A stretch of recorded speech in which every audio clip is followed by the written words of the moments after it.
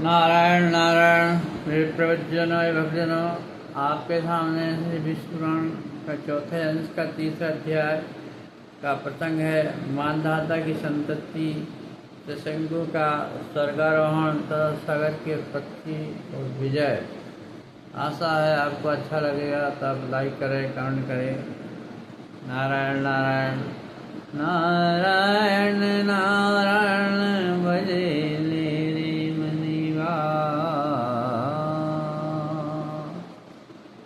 नारायण नारायण भजले। जीवन का सार यही है, जीवन का सार यही है। नारायण नारायण जप ले रे मनवा, सार यही है, सार यही है। भक्ति यही है, भक्ति यही है।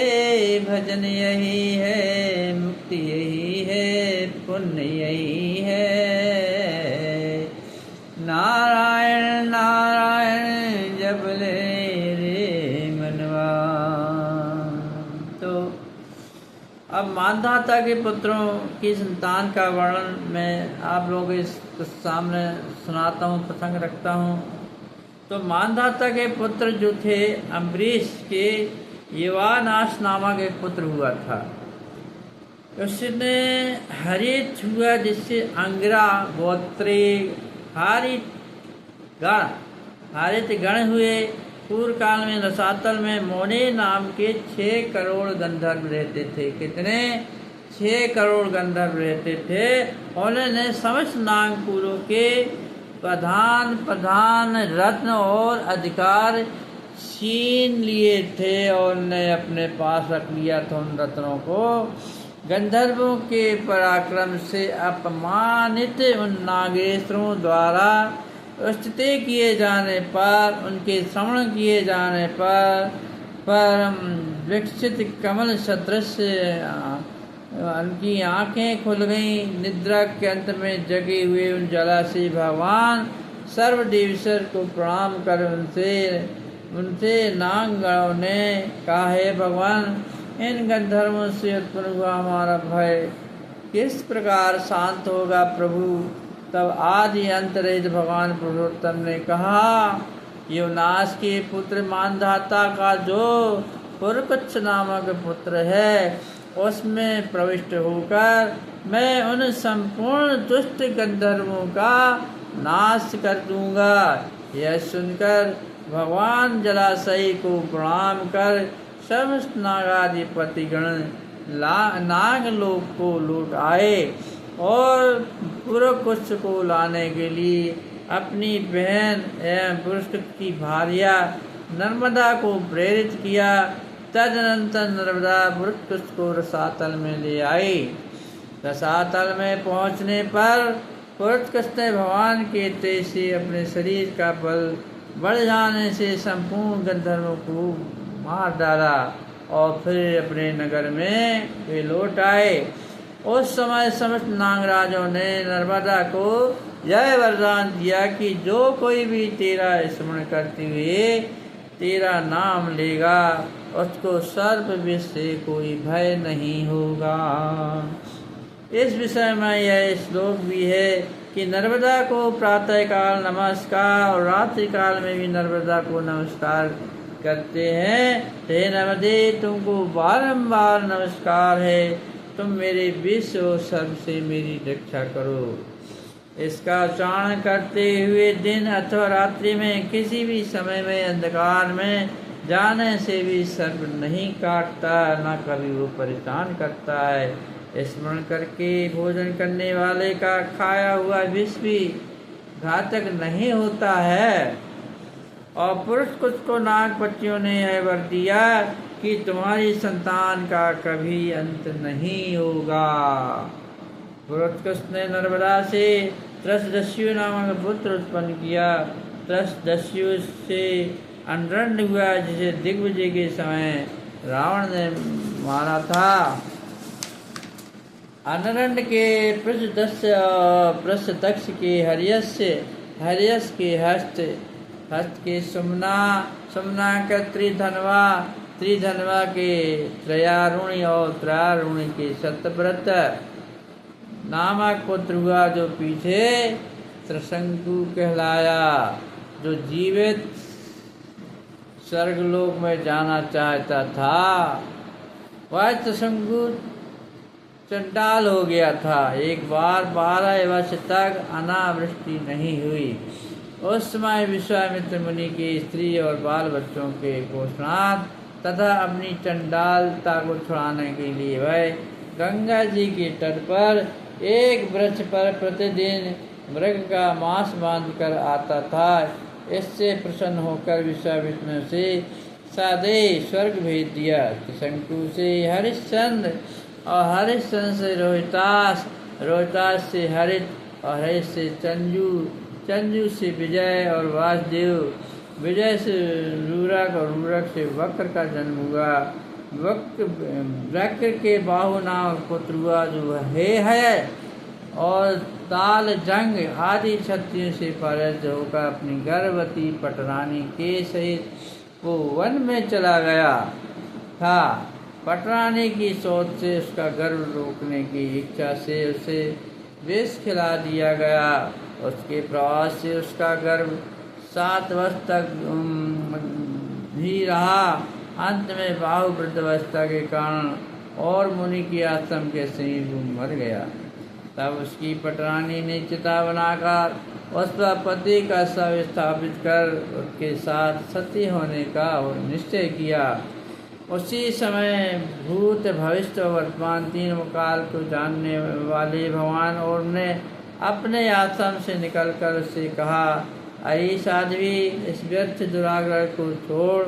तेरे उदय में संपूर्ण भूमंडल का स्वामी, अत्यंत पराक्रमशील, अनेक यज्ञों का अनुष्ठान करने वाला, शत्रुओं का नाश करने वाला चक्रवर्ती राजा है। तू ऐसे दुस्साहस का उद्योग न कर। ऐसा कहे जाने पर वह अंतरण सती होने के आग्रह से विरक्त हो गई, अलग हो गई। उसने फिर सती नहीं हुई वो, और भगवान और उसे अपने आश्रम ले आए। वहाँ कुछ ही दिनों में उसके उस विष के साथ ही अति तेजस्वी बालक ने जन्म लिया। तब भगवान और ने उसके जात कर्म आदि संस्कार कर उसका नाम सगर रखा, और उसका उपनयन संस्कार होने पर और ने उसे वेद शास्त्र एवं भार्गव नामक अग्नि शस्त्रों की शिक्षा दी। तदनंतर बुद्धि विकास होने पर उस बालक ने अपनी माता से कहा, माँ, यह तो बता, इस तपोवन हम क्यों रहते हैं और हमारे पिता कहाँ हैं। इस प्रकार के और भी प्रश्न पूछने पर माता ने उससे संपूर्ण व्रत कह सुनाया।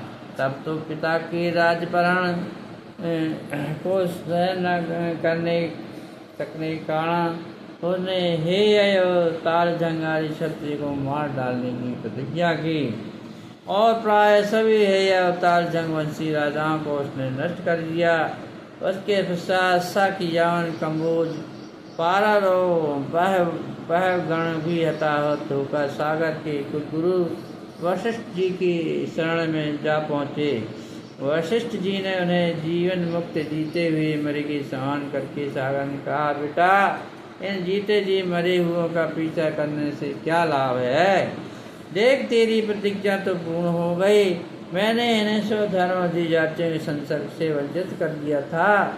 राजा ने जो आज्ञा कहकर गुरु जी की कथन का अनुमोदन किया और उनके वेश बदलवा दिए, और उसने यमुनों के सिर मुड़वा दिए, शकों को अर्धमंडित कर दिया और पारदों के लंबे लंबे केस रखवा दिए, पहवा की मूछ दाढ़ी रखवा दी, और उनके समान अन्य क्षत्रियों को भी स्वाध्याय और वस्त्राकार आदि से वर्षित कर दिया।